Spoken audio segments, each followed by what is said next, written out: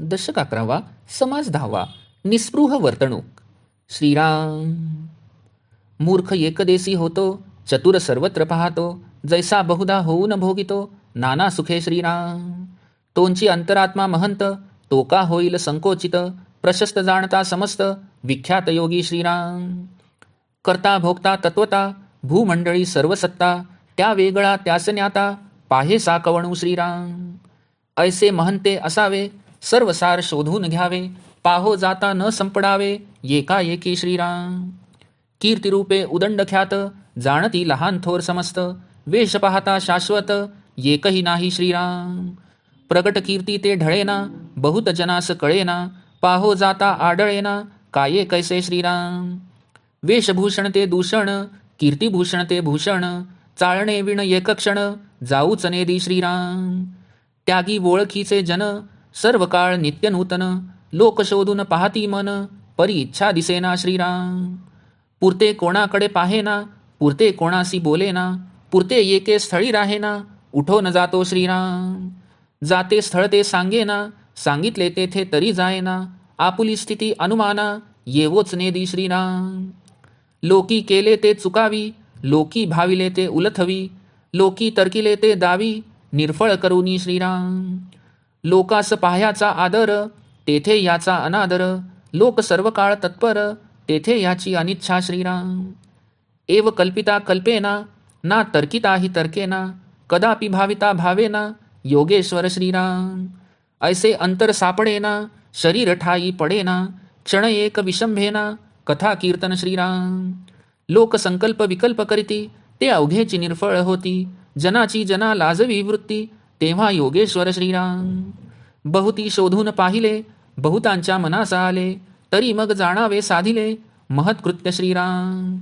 अखंड एकांत सेवावा, अभ्यासची करीत जावा, काळ सार्थकची करावा, जनासहित श्रीराम.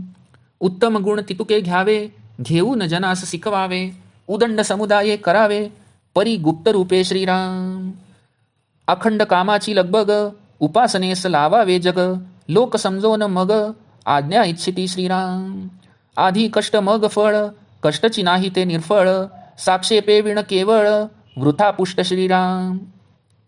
लोक बहुत शोधावे, त्यांचे अधिकार जाणावे, जाण जाणोन धरावे, जवळी दुरी श्रीराम. अधिकार परत्वे कार्य होते, अधिकार नसता व्यर्थ जाते, जाणोनी शोधावी चित्ते, नाना प्रकारे श्रीराम. अधिकार पाहून कार्य सांगणे, साक्षेप पाहून विश्वास धरणे, आपला मगज राखणे, काहीतरी श्रीराम.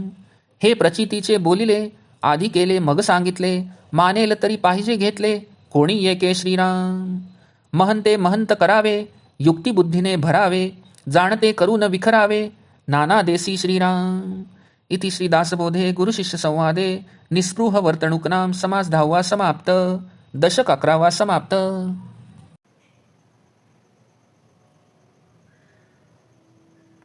दशक 11 समास 10 निस्पृह वर्तणूक. श्रीराम. मूर्ख माणूस संकुचित दृष्टीने जगाकडे पाहतो.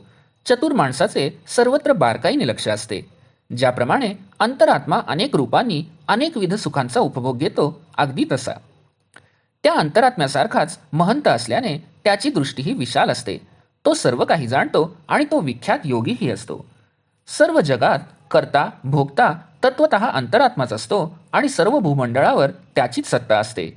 त्याला जाणणारा दुसरा कोणी असूच शकत नाही. तो स्वतःच जाणतो. महंताने अशा अंतरात्म्याप्रमाणे असावे. त्याने सर्व शोधून सार ग्रहण करावे आणि कुणी त्याचा शोध घेऊ लागल्यास त्यास सहजासहजी सापडू नये. त्याची उदंड कीर्ती झाल्याने कीर्तिरूपाने सर्व त्याला जाणतात, पण एकही वेश शाश्वत नसल्याने ते त्यास ओळखू शकत नाही. त्याची सर्वत्र जी कीर्ती झालेली असते ती कधी कमी होत नाही, पण बहुतेक लोकांना तो प्रत्यक्ष कसा आहे हे कळत नाही. तो कसा काय आहे याचा पत्ताच कोणाला लागत नाही. उत्तम वेश हे खरे भूषण नसून दूषणच ठरते, कारण उत्तम कीर्ती हेच खरे भूषण होय. महंत हा मननाशिवाय एक क्षणही जाऊ देत नाही. जुन्या ओळखीच्या लोकांना सोडून तो नित्य नूतन लोकात मिसळतो. त्याच्या मनात काय आहे याचा अंदाज घेण्याचा लोक प्रयत्न करतात, पण त्याला कुठलीही इच्छा व वासना असल्याचे त्यांना आढळून येत नाही. तो कोणाकडेही पुरते पाहत नाही, कोणाशी पुरते बोलत नाही. दीर्घकाळ एका ठिकाणी राहतही नाही, तेथून उठून निघून जातो. आपण कोठे जाणार ते कोणाला सांगत नाही. समजा कदाचित सांगितलेच तर तेथे तो मुळी जातच नाही. आपण कोठे आहोत याचा कोणाला थांगपत्ताच लागू देत नाही. लोकांनी काही अनुमान केले तर ते चुकीचे ठरवितो. लोकांनी काही कल्पना केली असेल तर त्याच्या उलट करतो. लोकांनी जे तर्क केले असतील ते तो निष्फळ करतो. लोकांना दृश्य पाहण्याची आवड असते, तेथे महंताला अनादर वाटतो. लोक सर्व काळ ज्यासाठी अतितत्पर असतात त्या गोष्टीची महंतास अनिच्छा असते. याप्रमाणे महंताविषयी कल्पना करू जावे तर तेही जमत नाही. नाना तर्क करू जावे तर तर्क करणेही अशक्य होते. त्याच्याविषयी काही भावनाही करता येत नाहीत, असा तो विलक्षण योगेश्वर असतो. याप्रमाणे महंताच्या अंतरंगात काय चालले आहे हेही लोकांना कळून येत नाही आणि शरीराने गाठ पडणेही कठीण जाते. मात्र महंत कथा कीर्तनात क्षणभरही खंड पडू देत नाही. लोक त्याच्या संबंधी जे जे संकल्प विकल्प करतात ते सर्व निष्फळ होतात. त्यामुळे लोकांना स्वतःलाच स्वतःची लाज वाटू लागते. अशा प्रकारची प्रतिक्रिया ज्याच्याबद्दल दिसून येते तो योगेश्वर आहे असे जाणावे. महंताच्या कार्याविषयी चारित्र्याविषयी अनेक लोक शोध घेतात. या गोष्टी जर त्यांच्या मनास आल्या तर मग फारच मोठे कार्य साधले गेले आहे असे जाणावे. महंताने अखंड एकांत करावा, सतत अभ्यास करीत असावे आणि स्वतः सहित लोकांचा वेळही सार्थकी लावावा. त्याने स्वतः उत्तम गुण संपादन करावेत आणि लोकांनाही शिकवावे. अखंड लोकसंग्रह करीत असावे, पण हे सर्व गुप्तपणे करावे. अखंड कामाची घाई गर्दी सुरू असावी. अनेक लोकांना त्याने भगवंताची उपासना करण्यास प्रेरणा द्यावी, म्हणजे मग त्याची ती तळमळ पाहून लोक त्याच्या आज्ञेची इच्छा करू लागतात, स्वतःच त्याचे सेवक मानू लागतात. आधी कष्ट करावेत आणि मग फळाची अपेक्षा ठेवावी. कष्टच केले नाही तर कार्यसिद्धी होत नाही.